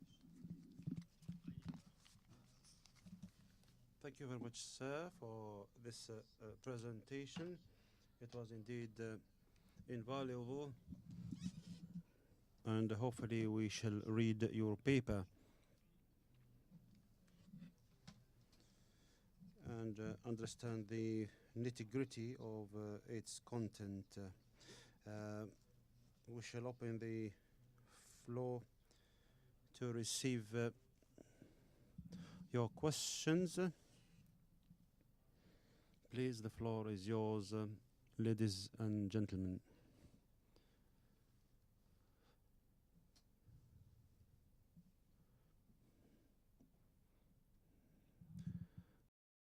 So my name is Salma Al-Jamal. A question to Dr. Omar. As far as the war is concerned, and you've categorized it into three phases, and you said that it has delved into the third phase. Do you think that it will continue to be unconventional? As far as Mr. Kacper is concerned, to what extent the Russians and the Ukrainians have benefited from the foreign fighters?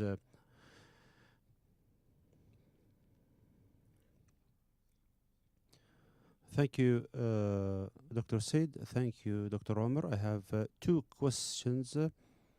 The first one relates to the paper presented by Mr. Omar and the difference between the northern front and the eastern and the southern ones, tactically speaking.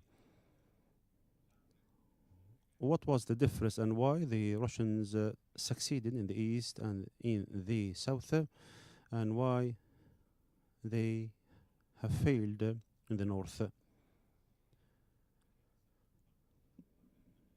So tell us about the difference, please. The second question is addressed to Mr. Dr. Kacper. I would like to ask you about the effectiveness of the foreign fighters. How do they use what they have?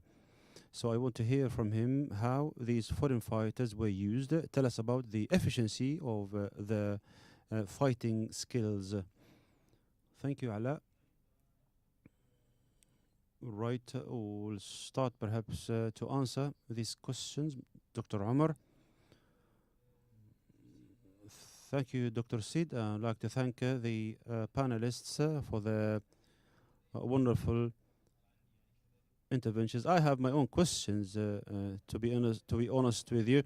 I'll ask the panelists in English, but I'll be answering in Arabic. Have we overcome the technical hiccup? He's asking. Yes, the answer. As far as Selma is concerned, the conventional and the unconventional elements are there. We see artillery used in the Donbass in particular.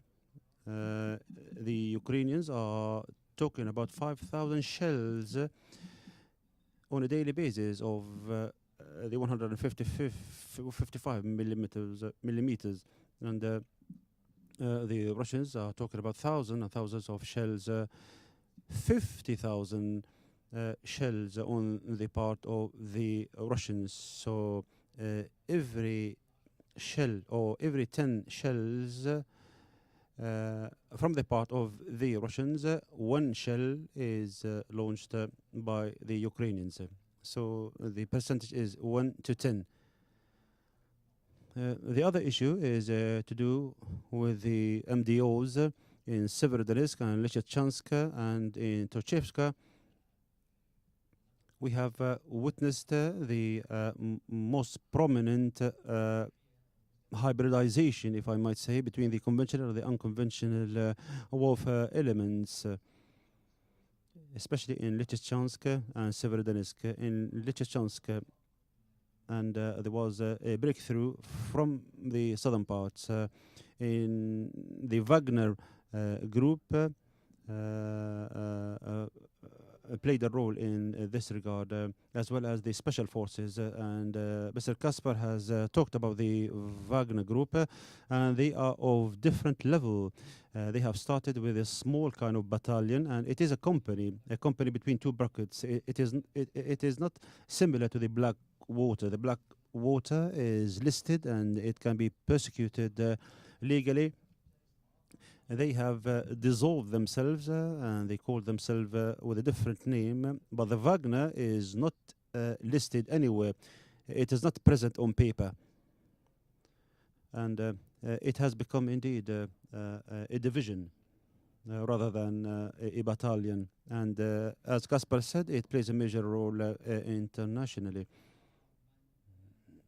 and it plays a role in luring the volunteers, and it goes to prisons, for example, and it provides amnesty to the prisoners, and it provides $3,000 or $3,000 to $4,000 to every single volunteer, and they are recruited as such. So they bring along an amnesty from the Russian state, and they transform the prisoners to becoming volunteers, and they provide them with $3,000 to $4,000. As far as Kherson is concerned, I think the war is fierce in Melitopol as well, and there are unconventional elements that are used. It is also unconventional and conventional at the same time, because the war is going on under the command of the special Ukrainian forces. So it is hybrid, yes. There is a mix. And we are entering the third phase, and we shall see different phases as well, because the operation is still going on. Microphone, please.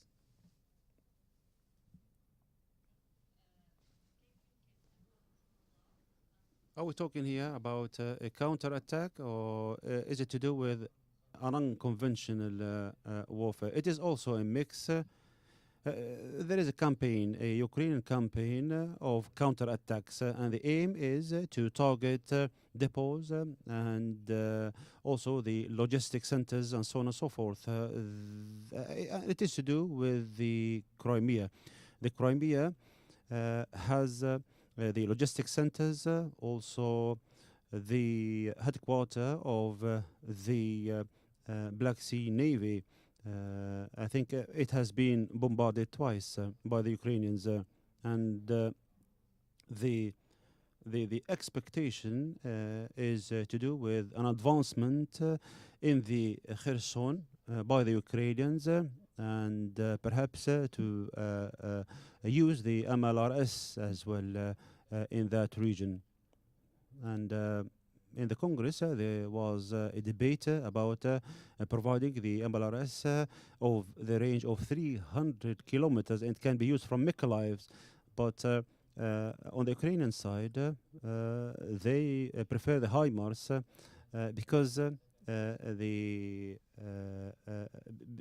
the S-400 might intercept the MLRS. So here, indeed, we're talking about a mix between the unconventional and conventional elements.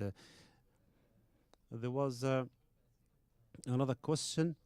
I'm very proud for our students to pose such questions. This is a difficult question. It might necessitate further lectures. However, when it comes to this very issue, I would like to say that in the north, Ukrainian laypersons, the Ukrainian people defended Kiev and the north. However, in the east and the south, it was a bit different. Some colleagues asked about this issue in February, and the only thing that I expected is the fierce Ukrainian resistance. Indeed, and I was right. The Ukrainians were prepared. The reserve list and the territorial defense forces. I spoke to a friend, and he said that a platoon of 27 persons has 21 javelins. So 27 persons can indeed stop a Russian battalion, and this wasn't there in 2014. And this is pertinent to what Mr. Kacper has said, has talked about the training since 2015 up to February 2021. Most of the brigades or pertinent to land forces took training courses with American or English instructors or Canadian instructors, most of them, all of them, and it was kind of on a rotation basis. So they went through vigorous training, and they have prepared themselves indeed.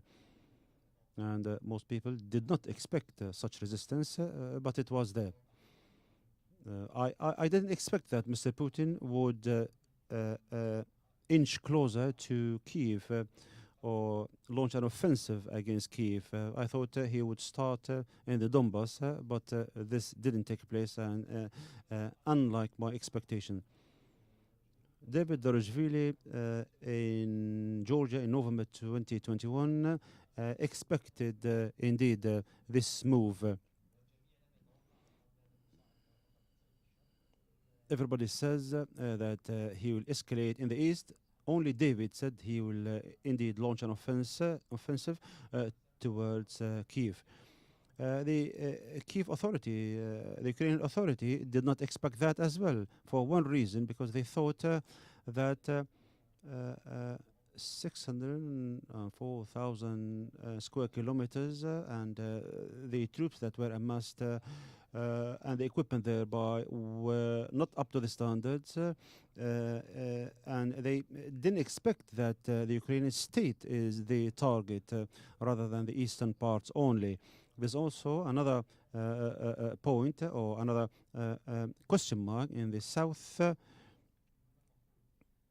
Reaching Kherson could have been very difficult because the bridges were mined, there were plenty of mines implanted on the bridges, but they were not detonated.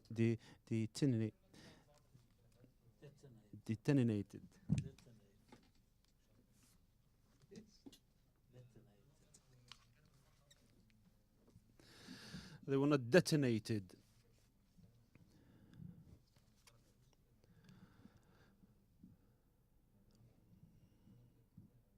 There's also the issue of skills in the south.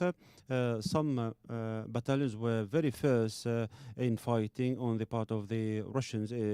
Some armies were very fierce indeed. So certain units played a major role in this regard, and we can delve into this matter further if you want later. Thank you. Thank you, Dr. Omar. I'll pass the floor to Dr. Kacper. Similar, but there's also one more question in the Q&A section. So I'll answer them both. So the two questions that I got here, and then there's a third question in the Q&A. So I'll tackle them all. So let's start with what's the benefit from foreign fighters? Very good point. I think many Ukrainians and Russians would probably roll their eyes and say, not that much. Really, we prefer, especially in the Ukrainian side, the answer would probably be, in all honesty, more weapons systems, more equipment, more support. Yes, the fighters are valued and everything as a morale booster, as essentially tactical advantage for certain units, because they have made a difference, tactically. Yes, they have. They helped out in certain engagements and in some certain combat situations. But I think the presidential advisor of President Zelensky said 1,000 people from abroad really fight. 1,000, they're supposed to be 20, 40.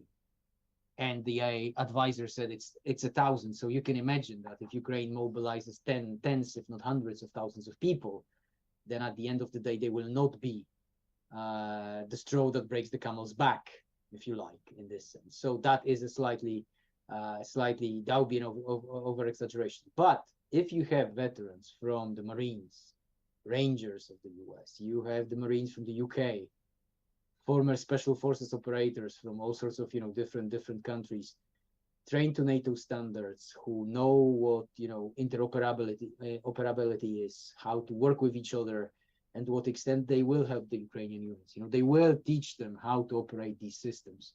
But the thing is that in this war and in this theater, they must be given a chance. And because it's war and it's chaos, they sometimes are not given this chance. And there's been some complaints and moaning from those foreigners who are saying, "Oh, look, I'm a highly skilled special forces operator, and here I am to dig trenches and things like that." And the Ukrainians go like, "Well, tough luck."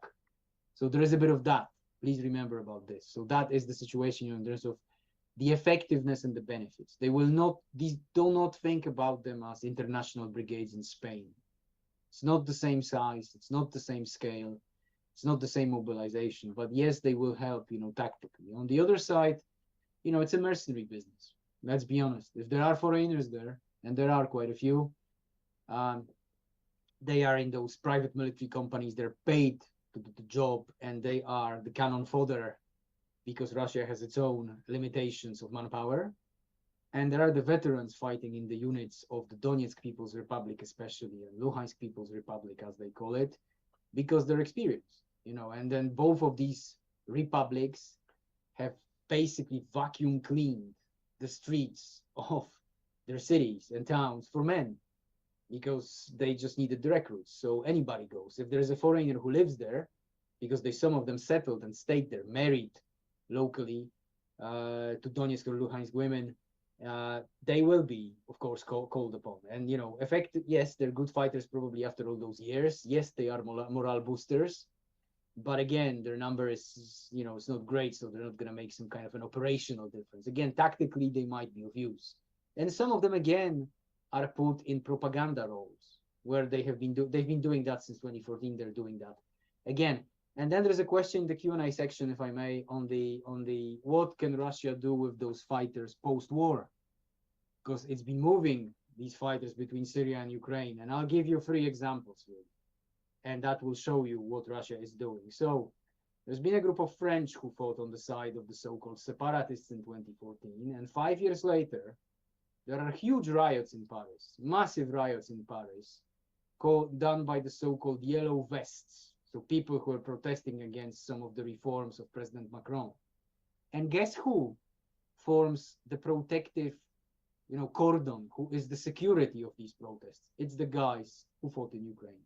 Not all of them, but you have guys like that amongst them. Now, do not tell me that Russia wasn't happy with actually having guys who fought for it in 2014 and then they were causing trouble in the streets of Paris just to upset France. When you can do that and you're Russia, you will do that.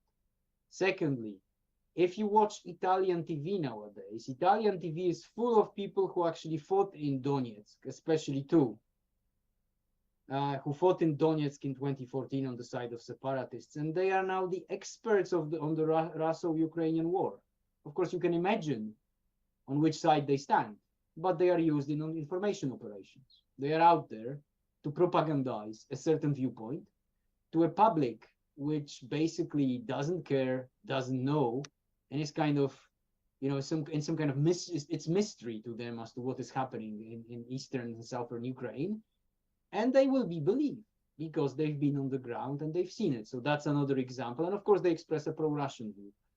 Lastly, some of the Serbian fighters who fought in 2014 on the side of separatists, they were basically staging a coup d'etat in a small country in Europe of Montenegro in 2016. It was a very unsuccessful coup, but nonetheless, again, they were staging a coup d'etat. Imagine that. They fought somewhere else, and then they were brought to another country, to create a conflict situation, not to an ongoing conflict, but to create a conflict. So you had the propaganda role, you had the rioting and political instability, and you have essentially an attempt to stage a coup. So hopefully that answers the question as to how Russia can use it in any way it wants, anywhere it likes. And there are billboards now in Russia which says Russia has no borders. It borders with anyone it wants. Therefore, we can come and upset you wherever we want to. This is what we're dealing with. Please realize this. This is what you're dealing with as well. So maybe these gentlemen will end up somewhere near you, not just near me or Hamish in the UK, but somewhere near you. That is the rather unfortunate situation. شكرا جزيلا دكتور كاسبر. لدينا مجموعة من الأسئلة التي وصلتنا من رواد Thank you very much indeed for this answer. Another question to Dr. Omar. Would it be possible to consider the Ukraine the underdog in its war against Russia, even if the NATO supports it? And there's another question addressed to Dr. Hamish. What are the objectives Russia is seeking as far as the use of CBRN or WMDs in the Ukraine? And there's also a set of questions to Dr. Kacper. What is the fundamental difference between the foreign fighters? I'll paraphrase. Who do you think funds the foreign fighters in Russia? Is it the army, or is it to do with the oligarchs? And are there any arrangements to control the natural resources in the Ukraine and funding the foreign fighters? So a question about funding, basically. Dr. Omar, please. Oh, Dr. Hamish first. Yes, please. Go ahead, Dr. Hamish.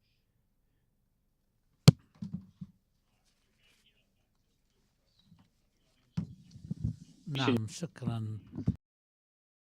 كما قلنا بوتين لا يمتلك ورقات رابحة كثيرة، لكن ربما أسلحة الدمار الشامل. But I think there are two reasons that the Russians are threatening WMD in Ukraine. First and most foremost is to keep NATO and Western forces out of Ukraine directly.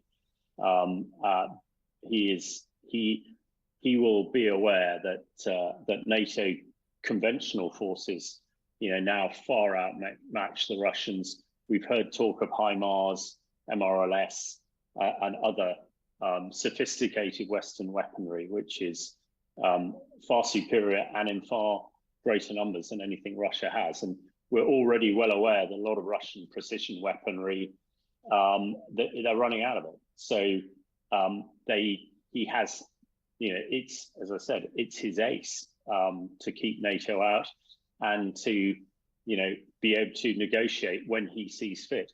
I think the other element with WMD or CBRN, as I sort of alluded to at the beginning, is terrifying the civilian population. It absolutely terrified the population in Syria and worked very well. We're in a slightly different position, though, in Ukraine.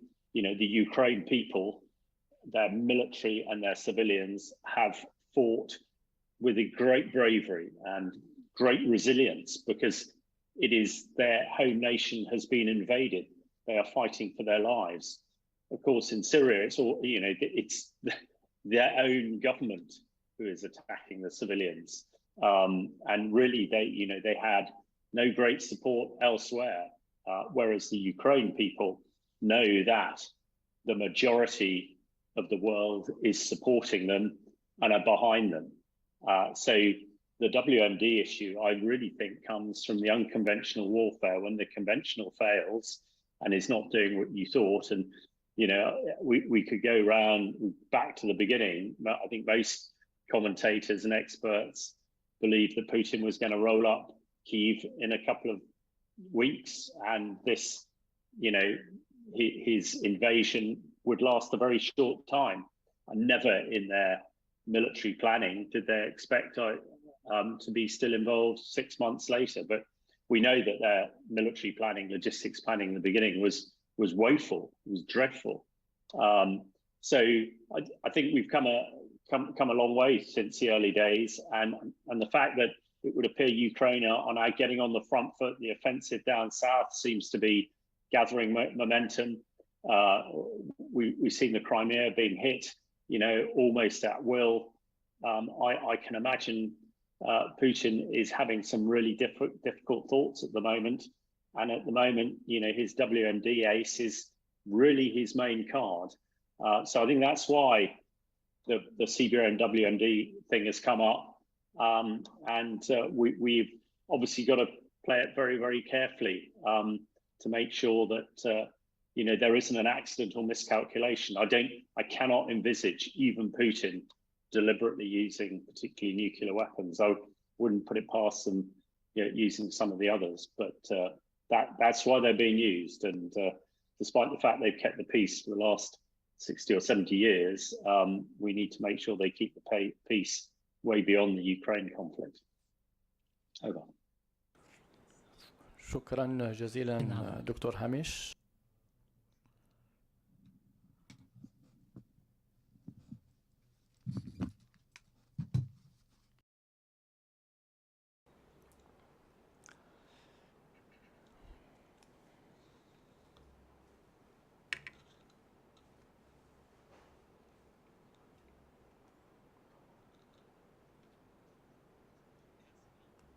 The question is to you now. Dr. Kacper, please.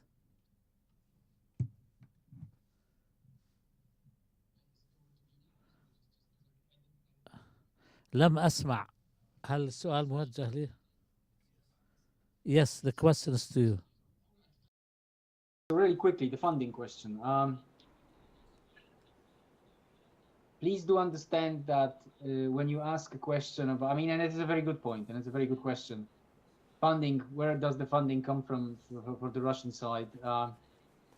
Even if these are different entities that are paying into the funds for different units and effort, at the end of the day, it's still very much the Russian state.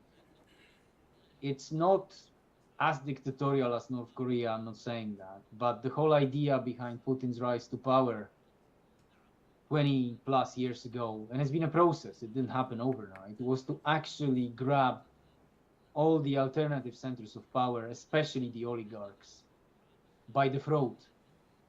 And you keep them mostly in place. You allow them to do things here and there, but at the end of the day, each one of them has a curator, someone who looks after them, from the presidential administration, from the security services, from military and stuff like that.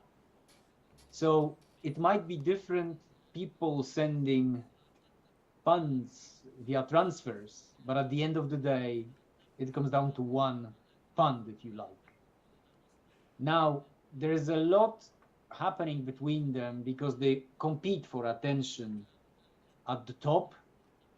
They sometimes backstab each other. They, shove each other in the back, in the side. And that's why we sometimes get the impression that it's different people for different units and that it's conflicting agendas. I'll give you an example. There is a political party which looks after the Russian Imperial Legion, which puts fighters onto the front lines for the Russian war effort against Ukraine. Now, you can believe that this political party is independent of the Kremlin and the Russian presidential administration, or you might not believe it, and you will be right, that it is essentially told to do so and pretend it has nothing to do with the Kremlin. This is a classic smoke and mirrors type of unconventional operation, which at the end of the day has many elements of conventionality. Now, there was a question on the Ukrainian side about the resources and things like that. Natural resources is, as far as, for example, Donbass is concerned, they were mostly providing a loss for the Ukrainian state from the 1990s onwards. So yes, it was a lucrative takeover for the Russians in 2014 to some extent, but at the same time, those pesky small little republics, they were receiving something up to like €1 billion per month to be actually kept afloat from 2014 onwards, because they were, run by local thugs, local bandits, who were stealing their, the property of Donetsk and Luhansk to line their own pockets. So, that is something that needs to be bear in mind. And in terms of like natural resources, Ukraine's natural resource, great natural resources is wheat. Is the fact that they're producing food for, half of the globe. Now, obviously, the fact that Russian forces are deliberately burning crops and, lobbing shells into fields to actually start a fire, that tells you quite a lot. You can now buy agricultural products in different parts of the globe, maybe in your country as well, from Russia, and Russians will say, oh, don't ask questions where we got it from, be happy that it's here on your table. So that is probably the resource that the fight goes on. But, there is a limited takeover of these resources by Russia, but obviously a not so limited blockade of Odessa and other ports. So for this, to this extent, that is an issue and that is a problem. But, we're not talking about resources that are funding foreign fighters. It's the state that funds them. That's one thing. And the second thing is that it's a crowdsourced campaign, like I told in my presentation. All these units are fundraising, and all the units that have foreigners are also fundraising. To give you an example, there is a Belarusian regiment fighting on the Ukrainian side, and it fundraised $300,000. Now, it's a big regiment, so that's actually not such a great sum, but I dare you, or you can dare me, to start a fundraising campaign that will get you $300,000. It's not that easy. So now look into basically any territorial defense battalion, into any unit, sub-unit, team, platoon, etc., they're all doing that. They're all doing that, and this is where the additional money is coming. Do not think of it that Ukraine is sitting on, oil, mining deposits and things like that, and with that, these are being funded. Yes, probably these units are also funded with private money, which is paid by Ukrainian oligarchs as well. But this is a situation that was happening in 2014, so that's nothing new. Like I said, it's a bottom-up process into which almost anybody chips in, starting with kids who are fundraising in the streets of Ukrainian towns and cities, and ending up with the oligarchs, and at the very end of the day, of course, the government and foreigners. Foreigners all around, especially in the West, probably to a lesser extent in the Middle East, but it happens. Thank you. شكرا جزيلا دكتور كاسبر. أمر مباشرة الدكتور عمر.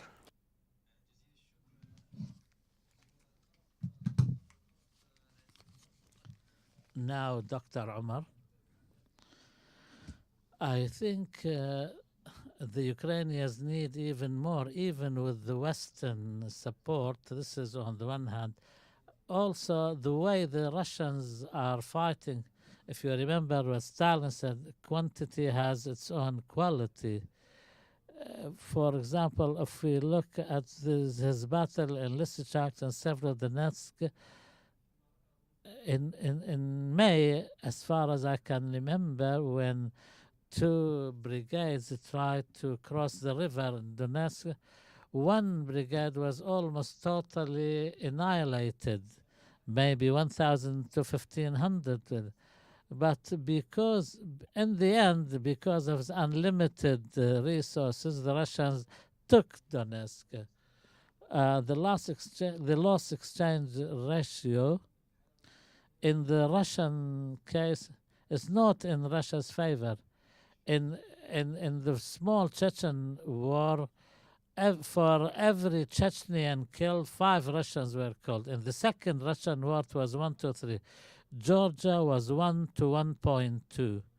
So therefore, if you want to compare in Afghanistan, and the withdrawal in Afghanistan was 1 to 14 amongst, for 1 killed from the western side, 14 Afghanis were killed. And also in Russia and the Soviet Union formerly, they have their own way of thinking when it comes to war, because ultimately there is no democratic regime which will hold anybody accountable. After the first Chechnya war, they did not move. After Grozny war in August 69, from 3,000 fighters took 10,000 prisoners of war. Before I conclude, I have 2 quick questions. سأتحدث بالإنجليزية الآن. سؤالي لهيمش هيمش، سؤالك: ماذا يفعل الجنرال فاسلييف؟ حسب فهمي هناك تشكيل بمستوى ربما 500 شخص فوق. In Zaporizhia with 500 men only. So that's one. To Kacper, I heard the question on the combat effectiveness, and I'll have to switch to your friends in Azov, friends as jokingly. So now I'm comparing your previous research to your current research. So the previous research on Ireland, you had the Ulster Volunteer Force, and they were about to get destroyed because of the issue on home rule and the decision to basically destroy them by the British government, causing too much trouble in Ireland. And then World War I broke out. They fought like lions, and casualty rates like 1 in every 2. And when they came back, the British government decided that that's it, no one touches them, we keep the 6 counties, Northern Ireland. So combat effectiveness turned into. So will we see something similar with the other battalions? Because it's well, they fought like lions, Mariupol, and elsewhere, and I don't know when will this war end, but some forecasts. Thank you.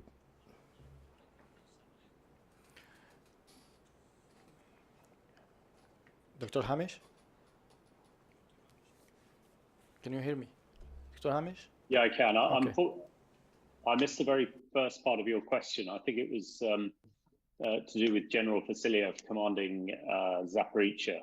I assume the question was, is that a bit strange to have a 2-star general commanding 500 troops?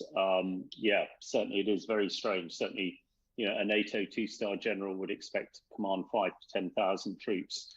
But he is a very key person within in the Russian military, and it's also reported he's also a GRU officer. He is very expert in CBRN, and again, I think the Russians see Zaporizhia as a strategic, I dare say, I don't like to say weapon, but an improvised device, and it is a key thing for them at the moment strategically. Just north of Crimea, it's in a key position. the Ukrainian forces need to bypass or certainly go near it. Going back to my experience with al-Mishraq in Iraq, any accident there would likely cut off the advance of Ukrainian forces. So I think the fact that you've got a two-star general commanding a very small garrison proportionately in Zaporizhzhia just underwrites how critically important it is to the Russian battle in Ukraine, and the concern with the counter stroke, whatever we want to call it, in the south, which could unhinge the Russian forces completely. There's already talk this morning about a lot of Russian forces being cut off in that area, and how that will unfold. So yeah, he's a key man, but commanding such a small force is slightly counterintuitive. Was that an answer to your question? I'm sorry, I did miss the beginning of it. It's just a question mark, like, well, what is he doing there? So if you have any insights, but thank you. Okay, so I guess my turn. Thank you for the question, Omar, and thanks for this. Well, some of these volunteers, let's be honest, they would love to have an impact politically after the war, whenever it ends, and they are hoping that this will give them a chance to grow politically. And there's all sorts of, from all sorts of quarters. Because if you get through this, if you survive, you will be, well, a hero. And some already used that popularity after 2014. I think 6 or 7 volunteer battalion commanders were actually elected to the Ukrainian parliament, but 6 or 7 out of hundreds. They dreamt about, the government of the soldiers, soldiers running the country, things like that. It never happened. And to be fair with you, the control that the Ukrainian armed forces, HQ, special forces, especially military intelligence and the civilian counterintelligence has over these battalions and over these new TDF forces and new formations probably pushes me to answer that no, it will not form into some kind of, all-volunteer core party that will take power in Ukraine, either in this or that way. It's simply, it might look like that. From the outside, but believe me, if 2014 was a test dry run for that, then I don't think we have, much to worry about. There are other issues, there are other worries. And yes, these organizations will push for some kind of, funding for veterans, some benefits and stuff like that. But taking political power, very unlikely, given how harnessed they are by the war effort and to the war effort. It will be hard for them to actually differentiate from other political forces, which are also full of patriotic slogans. They also fight. They have also grown. It's not them who are just growing. There's quite a few others. So that's probably, I don't want to say misplaced worry, but hopefully not as big as we sometimes think it really is. Thank you. شكرا جزيلا دكتور كاسبر. نصل بداية. Thank you very much, Dr. Kacper. And thus we are inching closer to the end of this session indeed. I would like to thank Dr. Hamish and Dr. Kacper. I would like to thank Dr. Omar Ashour, the 3 splendid panelists for their input. And we hope that we would read the 3 papers. I would like to thank those who have joined us and those who posed the questions. I would like to thank our followers in the social media, and hopefully we'll see you next time within the series of the lectures of the strategic unit, and up until then, good